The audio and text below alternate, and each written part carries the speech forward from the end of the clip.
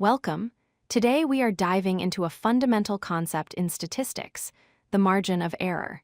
You see this everywhere in news and polls, but specifically, we want to understand it as the half-width of a confidence interval. It is the give or take value that accounts for uncertainty in our estimates. Let's start with the problem. In the real world, we almost never know the exact true value of a population, like the average height of all people on Earth. We can only take a sample, but a single number from that sample, called a point estimate, is likely to be slightly off. It's not a perfect bullseye, so we need a safety net around that point. This leads us to the structure of a confidence interval. It is built using two main parts: the point estimate, which is our center, plus or minus the margin of error. This plus or minus is crucial. It creates a range of values that we are confident contains the true population parameter. We call this margin of error E. Visually, E is the distance from the center point to the edge of the interval. This is why we call it the half-width.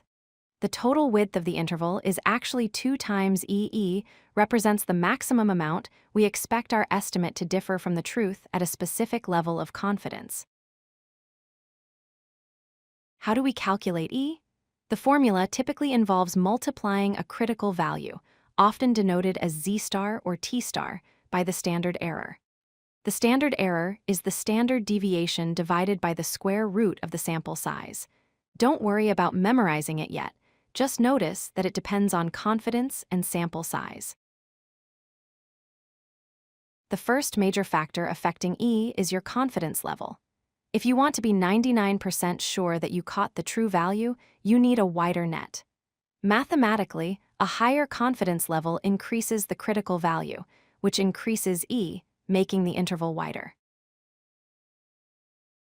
The second factor is sample size, or N. This is in the denominator of our formula. That means if you increase the number of people in your sample, E gets smaller. A larger sample gives you more information, reducing uncertainty and allowing for a narrower, more precise interval. Let's look at a classic example, an election poll. If a candidate is polling at 52% with a margin of error of plus or minus 3%, that 3% is our E. It means the true support likely falls anywhere between 49% and 55%. The 52 is just the center. To wrap up, remember these 3 points. 1.